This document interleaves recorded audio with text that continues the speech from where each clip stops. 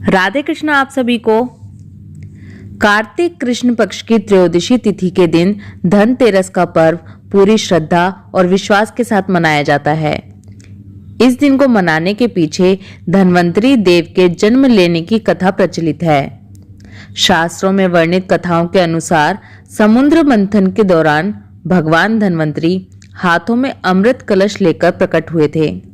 जिस तिथि को भगवान धन्वंतरी समुद्र से निकले वह कार्तिक मास के कृष्ण पक्ष की त्रयोदशी तिथि थी। भगवान धन्वंतरी समुद्र से कलश लेकर प्रकट हुए थे, इसलिए इस अवसर पर बर्तन खरीदने की परंपरा चली आ रही है।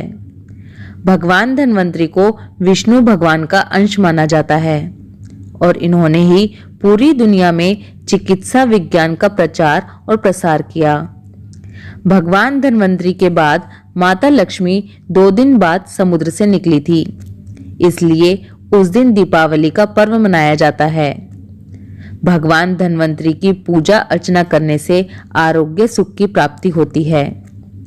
भारत सरकार ने भी धनतेरस के दिन को विश्व आरोग्य दिवस के रूप में मनाने की घोषणा की है।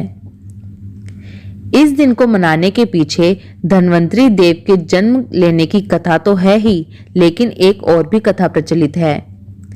कहा जाता है कि एक समय भगवान विष्णु मृत्यु लोक में विचरण करने के लिए आए। तब लक्ष्मी जी ने भी उनके साथ चलने की आग्रह किया। तब विष्णु जी ने कहा कि यदि मैं जो बात कहूं तुम अगर वैसा ही मानो तो फिर चलो। तब लक्ष्मी जी उनकी बात मान गईं और भगवान विष्णु के साथ भूमंडल पर आ गईं। कुछ देर बाद एक जगह पर पहुंचकर भगवान विष्णु ने लक्ष्मी जी से कहा कि जब तक मैं ना आऊं तुम यहाँ ठहरो, मैं दक्षिण दिशा की ओर जा रहा हूं, तुम उधर मत आना। विष्णु जी के जाने पर लक्ष्मी के मन में कौतूहल जागा कि आखिर दक्षिण दिशा में ऐसा क्या रहस्य है जो मुझे मना किया गया है, और भगवान स्वयं उधर चले गए। लक्ष्मी जी से रहा न गया और जैसे ही भगवान आगे बढ़े लक्ष्मी जी भी पीछे पीछे चल पड़ी। कुछ ही आगे जाने पर उन्हें सरसों का एक खेत दिखाई दिया जिसमें खूब फल लगे हुए थे।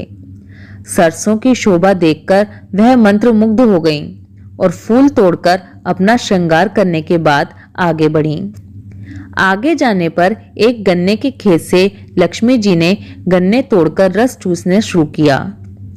उसी क्षण विष्णु जी आए और यह देख लक्ष्मी जी पर नाराज होकर उन्हें श्राप दे दिया कि मैंने तुम्हें इधर आने को मना किया था, पर तुम नहीं मानी और किसान की चोरी का अपराध कर बैठी। अब तुम इस अपराध के जुर्म में इस किसान की 12 वर्ष तक सेवा करो।